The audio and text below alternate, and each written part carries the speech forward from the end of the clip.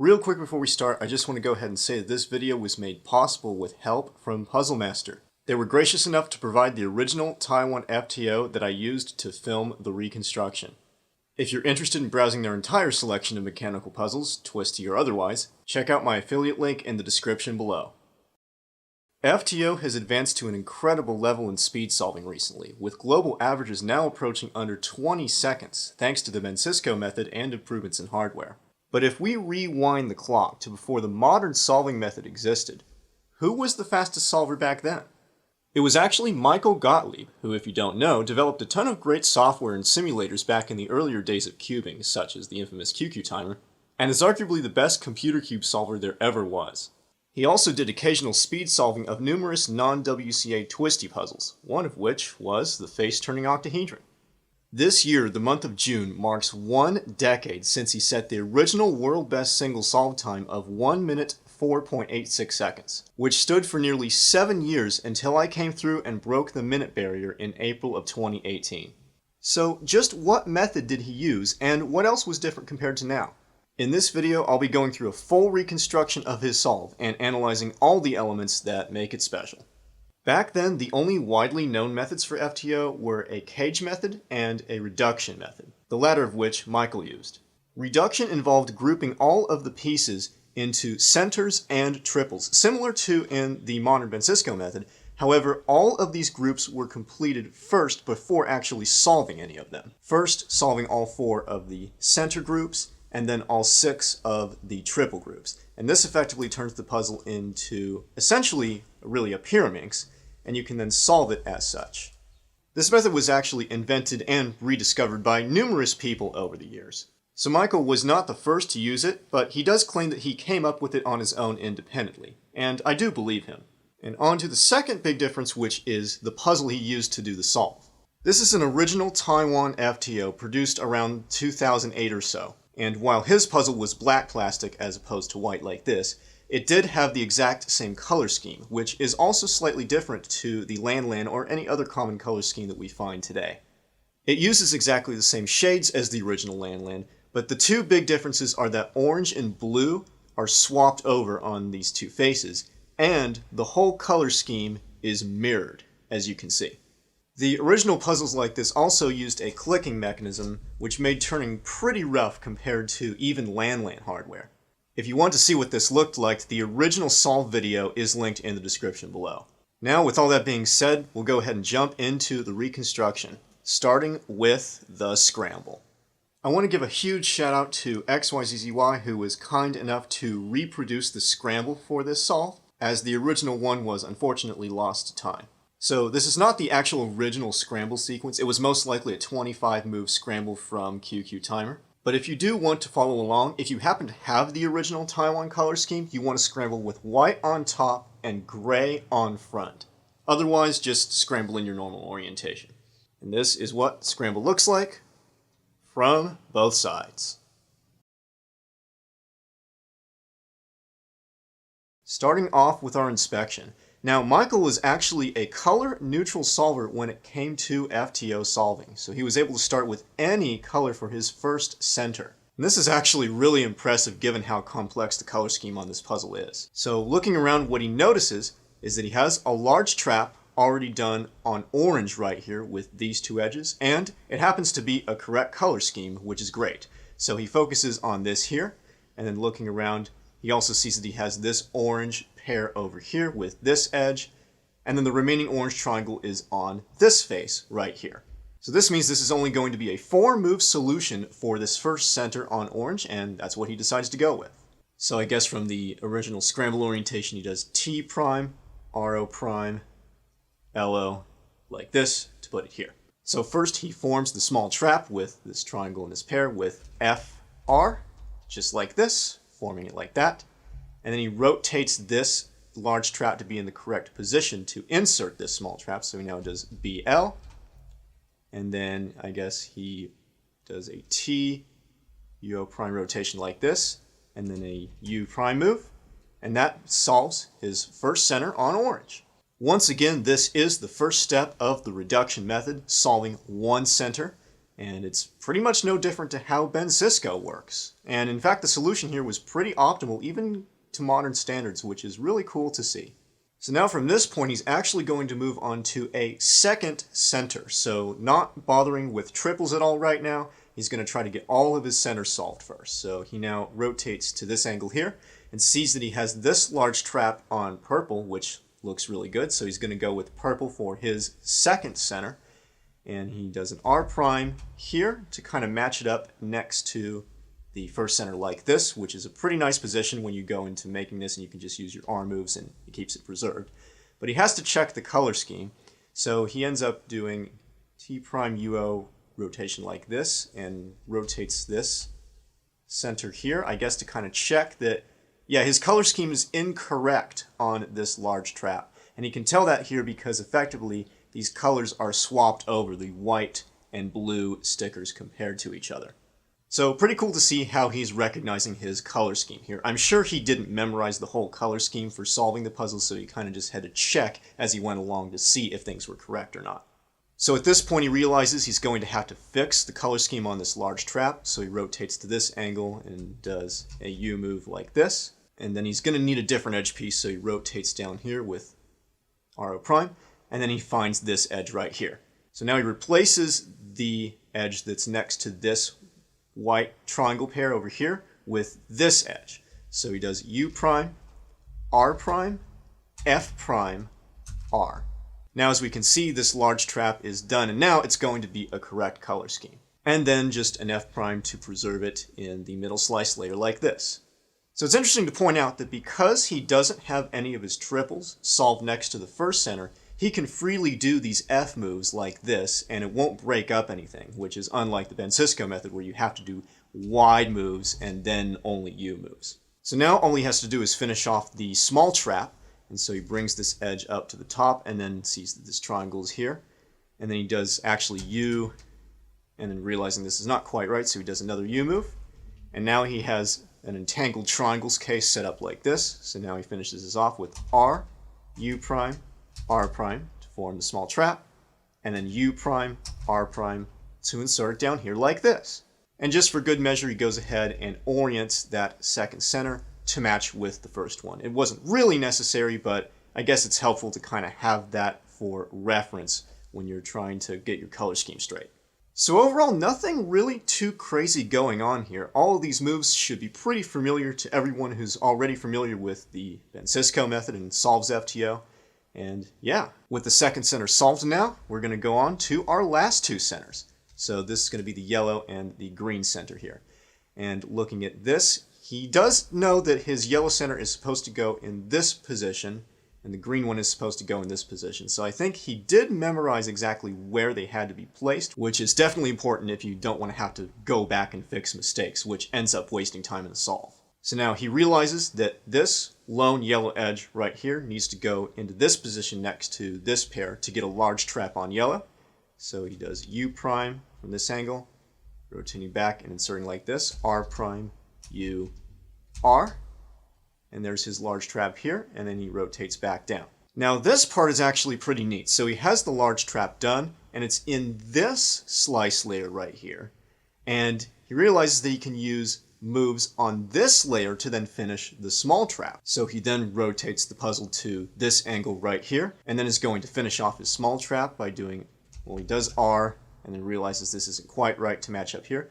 So he does R, U prime, R prime, U, R prime, U prime, R, U. That completes the small trap on this yellow center, and now all of his centers are reduced.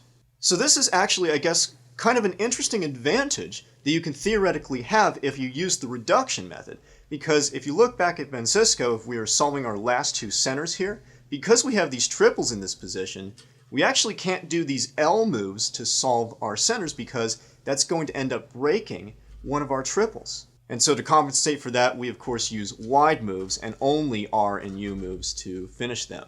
But because we don't have that restriction with a reduction method where we're only going for centers first, then we can actually change our perspective and use either the R or the L moves to finish the last two centers, which theoretically can make them take fewer moves to solve. In other words, this reduction method can actually improve your efficiency with centers compared to my method.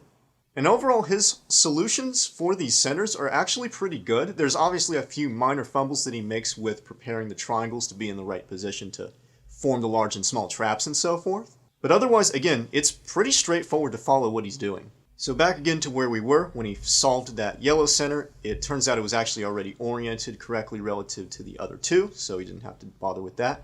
And then he chose to orient this last center on top. So he rotated to this angle and then did a U move to solve that orientation.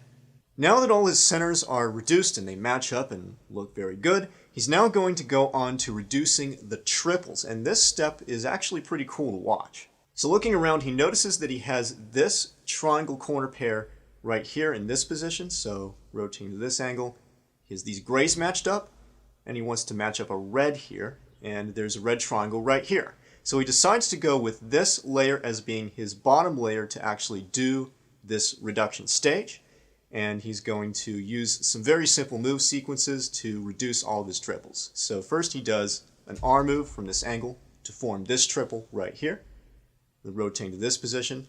Again, this now becomes his bottom layer, and he's now going to replace this triple with a different one in his top layer here. And this pair right here is quite nice, so he goes ahead and does BL prime, U, BL to replace it, and then a D prime like this. So that solves one of his triples. As you can see, it's now matched up, and he has the other 5 left to go. So now from this point, I'm not exactly sure what his thought process was for this second triple formation part, but he then does an F move here.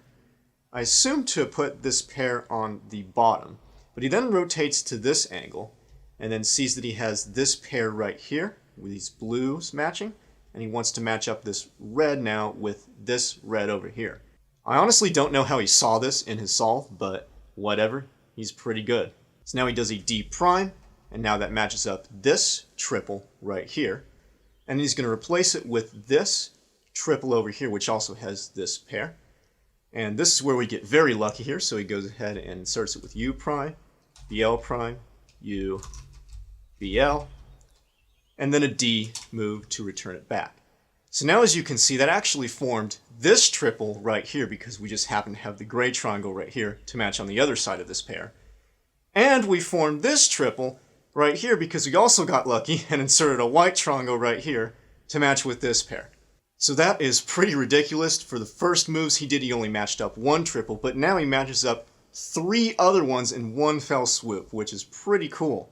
In my opinion, I think this is the luckiest part of the solve was this triple reduction step, and is most likely why the solve time was so good. So now finally he has 2 left to do. He has this triple right here, already with the pair matching, and then he also has this triple down here on the bottom. So I think what he realized here was that since he already has this pair, he only needs the blue triangle to be in this position, and if he brings this over here, he can put the blue triangle in place, then flip the triple and put it back. I'll show what this looks like. So now we do a U prime, BR prime here to put this triple in this position, and now a D move. We'll place this here, and this also matches up this pair right here. So now if he flips this triple over, then this pair will now be on the bottom and be preserved, and then the blue triangle will be up here, ready to match with the other side of that triple. So now he flips this over with BR, U prime, BR prime to take it out into the top layer here. And then he inserts it from the other angle to flip it over effectively. So now he does a rotation this way, UO prime, then a BR prime, U prime, BR. And as you can see, that now flipped it over, which is what we want, and didn't affect anything else on the bottom. So now a D prime move will finally finish all of his triples. And with that, the reduction stage is complete. So all of our centers are grouped together, and all of our triples are grouped together as I had shown before. So for the triple reduction step, only 3 commutators had to actually be used to match them all up, which seems very lucky. You would really expect closer to 4 or 5 on an average solve with this approach. But the great thing here is that he didn't need to do any individual commutators for just triangle pieces. Everything was matched up solely with outer block turns and kind of making the pairs move around with outer face moves. And this is what really improved this method over the others that existed back then. So now all that's left is to effectively solve the rest of the puzzle with a pyraminx-like approach. So now he does an FO prime rotation here, rotating this way. So we're now looking at the puzzle like this. So what he realizes is that he can match this triple that he has in front of him next to the orange center on this side between these two edges, like this. So he does an R move, and then rotating to here, he then does BL, U, and now this triple is solved next to the first center that he was doing at the very beginning. Then he rotates down here and sees another orange triple, which he can then put next to the center in the back here. So again, he does from this angle BL, U, and now he has these two triples solved next to the orange center. So this is kind of like completing the first layer on a pyraminx. And I think finally what he saw was that he had this triple with white solved in the back matching with the center. And since he had this large section of white solved with this, his goal was then to solve the whole F2L below with the white pieces. So he then orients this center, but actually does it wrong at first. So he then does U, U like that. Now this center is oriented. Then he does an R wide and realizes he needs to bring this up to preserve these. So he does another R wide move and then a U. And now, as you can see, this is all matched up right here. And then at last, he does another R wide. Realizes you need to do one more move, so he rotates here with the BL move. And there it is, finally, the first two layers are solved. And now he just has his last layer triples here. And as you can see, this is a little bit different to the triples that we're familiar with last three triples on Ben Cisco, because these are sideways. So to solve this case, what he does is he rotates like here with a UO prime move, and then finally does BR prime, U, BR, U, BR prime, U, BR. And at last the puzzle is solved. I think by any standard that's a pretty strange pyraminx solution. If you showed it to anyone really, they'd say that. But it got the job done, and overall the time was still good. Again, 64.86 seconds. The final solve was 78 moves in total, and this gives a 1.2 TPS turn speed, which is very, very slow. But in all honesty, not much slower than my TPS when I was just first starting out solving FTO. Therefore, I really can't grill him too much on that. Now, this was his best single solve, but as for an average of 5, he lists a 1 minute 28 second average on his PB sheet. So just how good is reduction realistically? Assuming his TPS is relatively constant between solves, with a best average of 5 of 88 seconds, this translates to roughly 100 moves on average for this method.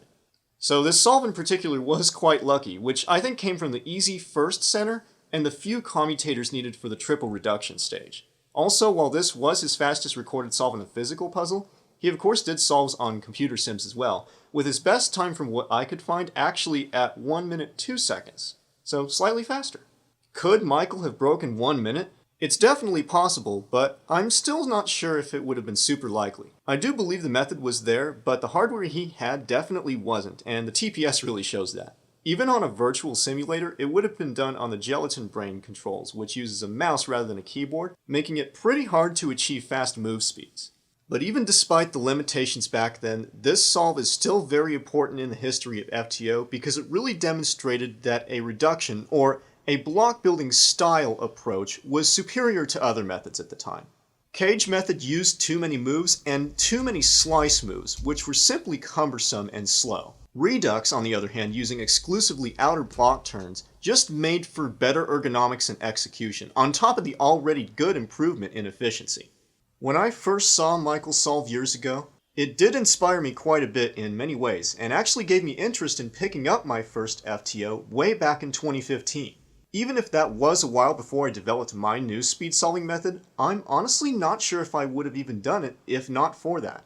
So I have to give credit to Michael for achieving his original record and setting a benchmark time for me to beat myself. The link to his full solve is in the description below.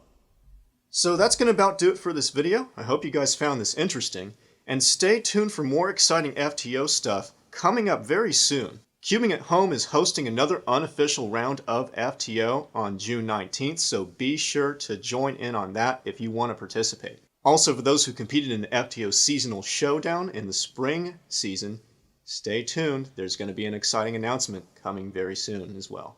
Hope you all enjoyed this, and thanks for watching.